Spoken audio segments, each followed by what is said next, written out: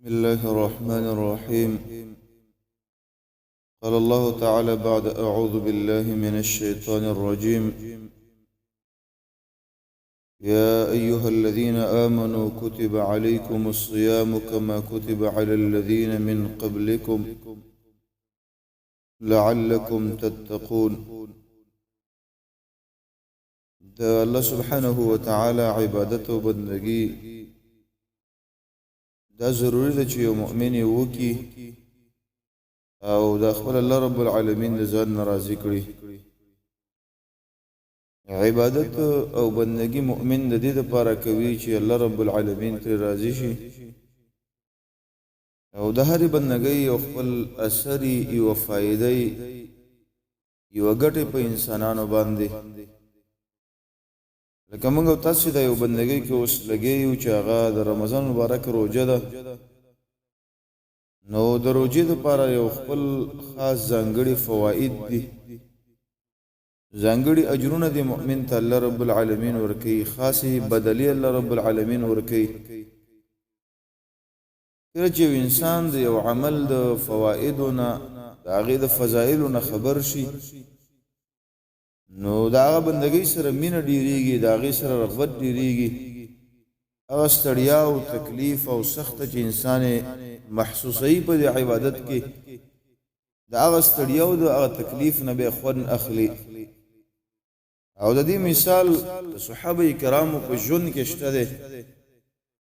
بلال بن رباح رضی الله عنه ته یو ورځ چا ویلي و یا بلاله د مکې دا ګرمې شګې او دغه ګرم کاڼي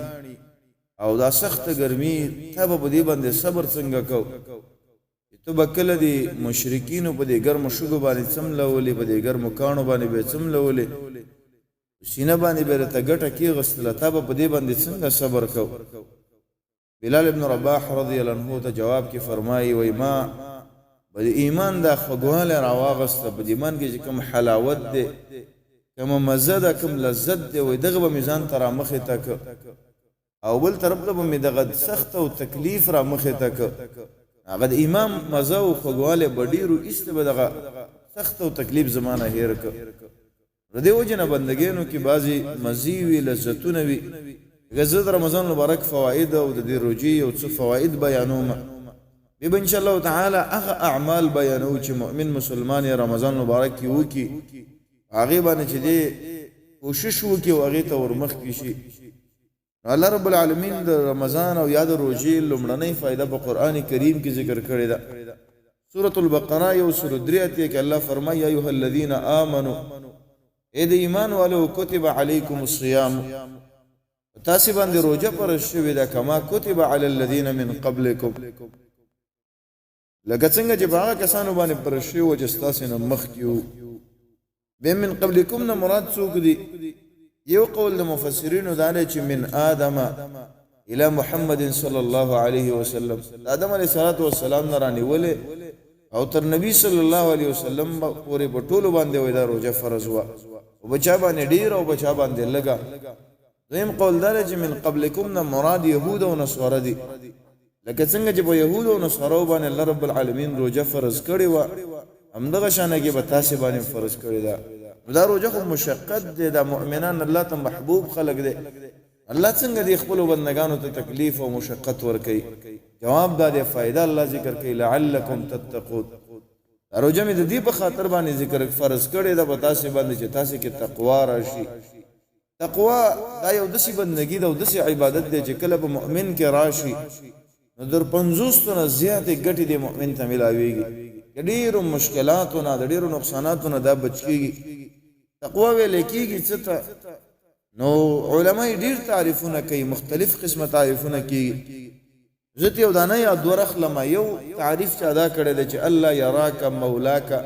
حیث نهاک، ای مؤمنه ته هغه ځای کې ښکاره نه شي، هغلته دې څوک ونه ګوري، د هغه ځای نه الله رب العالمین منع کړی. ډېر داسې مجالس دي دې ټولنه کې که موږ او تاسې فکر وکړو د منکراتو، د الله د مخالفتونو، د عداوتونو، د ظلمونو، د فسق و فجور مجالس دي، لیکن موږ پکې کینو، موږ پکې ښکاره کیږو، موږ پکې حاضري کوو. د دې وجه نه عالم وایي تقوا دې ته ویل کېږي چې الله دې په هغه ځایونو کې ونه ګوري چې کومونه ته منع کړی. منکرات په زینو کې تخکار نشي ولا يفقدك حيث امرك او په هغه ځای کې ورک نشي چې تاسو الله رب العالمین امر کړی دی الله رب العالمین موږ او تاسو ته مثلا په مانځ باندې امر کړی دی منځ کول د جماعت سره لازمي دي یو سړی په دې ځای کې ورکیږي نو دا ګوره متقی نه دی هغه سړی د عبادت په مواضعو کې د الله د رضا په مواضعو کې د بندګۍ په مواضعو کې نخ کاری دا هغه ځای نه غایب کیږي نو دا سړی ګوره متقی نشي جوړېدلی هغه کارونه چې موږ ته په الله تعالی امر کړی دی او محمد رسول الله صلی الله علیه وسلم را ته ښودلی دي هغه کې به موږ او تاسو چې دی موجودیږو هغه ته به حاضرېږو عمر بن الخطاب رضی الله عنه كعب الاحبار نجدات تابعي دي يهودي عالم يهود د کتاب او تورات علم الله رب العالمین ورکړو او به په قران کریم باندې محمد رسول الله صلی الله علیه وسلم باندې ایمان راوړ هغه نه پوښتنه وکړل وي تقوا څه ته ویل کیږي كعب الاحبار ته ویل تقوا تعریف راته وکړه هغه ته جواب کې فرمایي وي هل اخذت طريقا ایا کله په دسي لار باندې تلې چې د اغي دوړو طرفونو ته اغزي لګېدلې دي دوړو طرفونو ته کندتار لګېدلې دي داسې وشي لګېدلې دي د انسان خطر ده چې دا جامع ولا وش کوي یا ولا دا غوخره وش کوي او دا سړی په تکلیف باندې کې دا په مشقت باندې کې او دا په عذاب کې عمر بن الخطاب رضی الله عنه او دغه لزار باندې تلې وي په دغه صورت کې تاسو کول عمر بن الخطاب رضی الله عنه فرمایي د خپل جامع می راټول کړي ځان ته او دغه په احتیاط باندې په دغه لار کې زما اسې نه چې کم غنا کم لرګي کم څه ما خوګ نه کی یا زما جامع ونش کی كعب الاحبار تو یم دقیقه تقوا ویل کیږي په دنیا کې وداسي ژوندۍ تیرې اګر چا پیر غنی لګي دلی دي سیمه خالداري لګي دلی دي کوم ځکه بد نظری پراته ده په کوم ځکه زراونه پراته دي په کوم ځکه غیبتونه پراته دي په کوم ځکه دروغ پراته دي مسلمان مال خورنه پراته ده د مسلمان توهین پروت دي د ټول شیانو مثال د غنو دي اس فکر وکړه لکه بدلانه کې ګناهونه د شي دي لکه بدلانه کې غنی چې پرتی نو بدغه صورت کې چې کله لار نه ولدا بلاره کې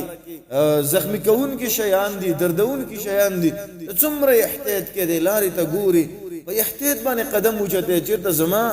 دغه غنه باندې بخرانه شي یا د دې مثال د شي واخلا یو لاره کې چاته د ویل چې دې کې لاره کې مینونه خخ دي ګوره انخي ګوري په دې باندې ار یو ځای کې یو بم دي هم کوجه چیرته کوم بم باندې بخرانه شي او مړ نشي نو د دې ګناهونو مثال دغه یو بم پروت دی د هر بم نه به تخپه اړه د اغه نه به ډډه باندې کې د سینې چې په دې باندې پاس خبره شي ځان به تباہ او برباد کی